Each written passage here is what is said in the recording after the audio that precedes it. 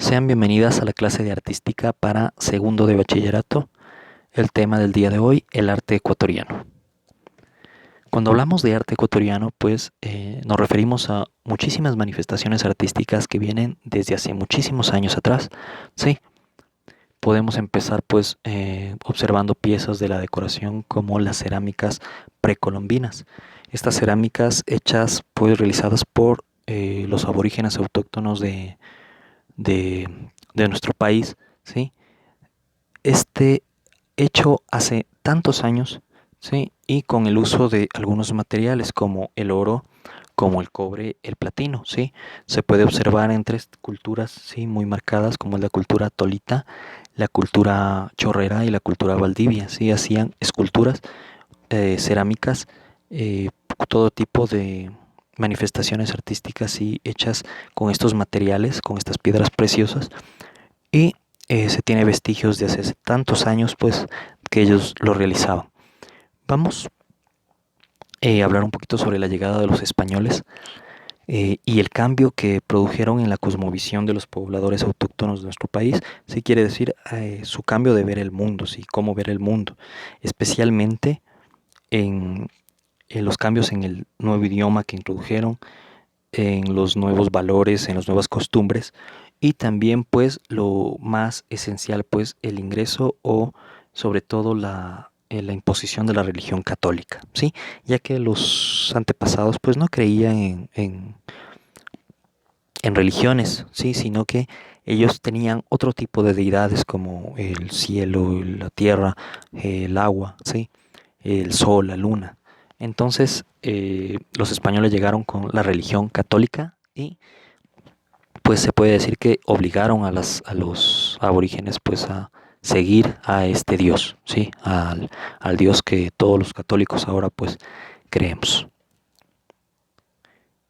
Los indígenas pues en esta época se ven obligados por la iglesia pues a producir piezas religiosas, con lo que empieza el arte colonial, el llamado arte colonial, ¿sí? Todo lo que nosotros podemos ver en las iglesias, ¿sí? Todas estas imágenes que son llamadas la escuela quiteña, si se conoce así, que se encarga pues o se encargó de producir tipo de arte para los conventos en Quito, obras de gran formato también, resaltaban sobre todo imágenes de vírgenes, cristos y también vida de los santos, ¿sí? Que hasta ahora pues en las iglesias católicas se tiene todas estas imágenes que fueron hechas hace tantos años y se siguen reproduciendo todavía, ¿sí? Esto por influencia pues de la llegada o la conquista de los españoles. En el periodo colonial pues se cultivó mucho el arte religioso, puesto que la iglesia pues dominaba muchos aspectos de la vida, muchísimos. La iglesia dominaba casi todos los aspectos de la vida y entre ellas pues también el arte, ¿sí? Lo cual no permitían a las personas o a los artistas pues hacer sus obras como ellos deseaban, sino que siempre tenían que tener un toque religioso y ser aprobado por la iglesia para que estos lo puedan exponer, ¿sí? Si no, no podía ser considerado como una obra artística. El periodo republicano que surgió a mediados del siglo XIX se destaca el paisajismo. Este trata de un movimiento que empieza a valorar el paisaje, ¿sí? En sus obras pues hay un realce a la geografía ecuatoriana, se realzan volcanes, ríos, naturaleza, entre otros, ¿sí? Estos como los elementos valiosos que servían para dar una visión del territorio nacional a los mismos ecuatorianos, ¿sí? El paisajismo entonces nos muestra lugares de nuestro país, ¿sí? Tal vez para las personas que no conocían, pues era una forma de verlo y de conocer el país, también para los extranjeros, ¿sí? Realizar cuadros de lo que se conoce como el paisajismo. Necesitaba técnica, mucha técnica para realizarlo, ya que debían ser los paisajes lo más real posible, asemejarse a fotografías, ¿sí? Otro tipo de arte, pues, nace a partir de la Revolución Liberal, ¿sí? Esta revolución se produce en el siglo XX y tiene muchos cambios políticos y sociales, ¿sí? La revolución de Eloy Alfaro, dada en el año 1895, marca una transformación en el territorio nacional en muchos aspectos, ¿sí? gracias a esta transformación, pues, se introduce lo que se conoce como el indigenismo y realismo social, ¿sí?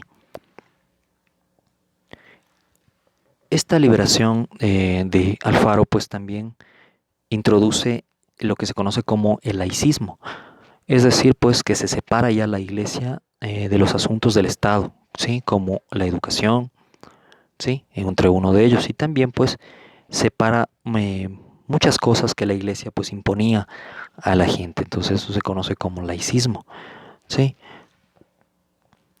Este conflicto social, pues, despierta en esta época, se refleja en el arte, tanto en el arte plástico como en la literatura, a través de movimientos como el indigenismo, como el realismo social, ¿sí? Como vemos en la imagen, que intentan plasmar la realidad de una forma cruda, ¿sí?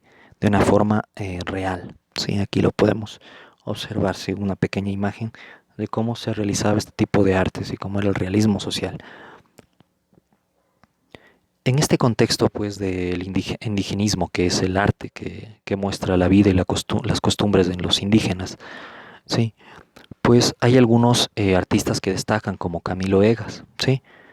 También tenemos a Diógenes Paredes, Eduardo Kingman y uno de los más conocidos, Osvaldo Guayasamín, ¿sí? Un artista que realizó muchas pinturas del indigenismo, mostrando y poniendo en manifiesto las imágenes de campesinos, indígenas y mestizos, mostrando cómo eran explotados, cómo eran sometidos, ¿sí? Ante grupos dominantes, ¿sí?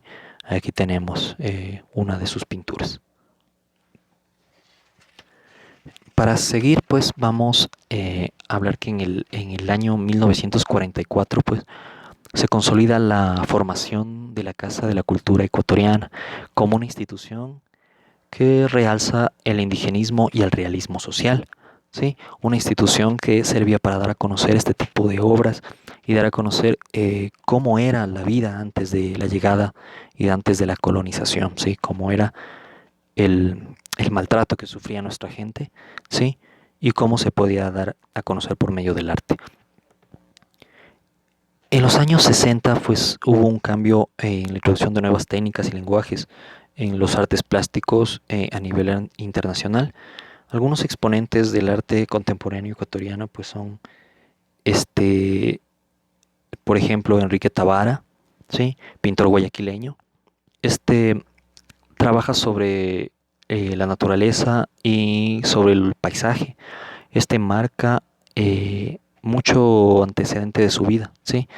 Ya que estas pinturas pues se las realizaba porque tuvo muchísimo influencia del paisajismo cuando era niño, ¿sí? Entonces podemos observar el tipo de pinturas que realizaba.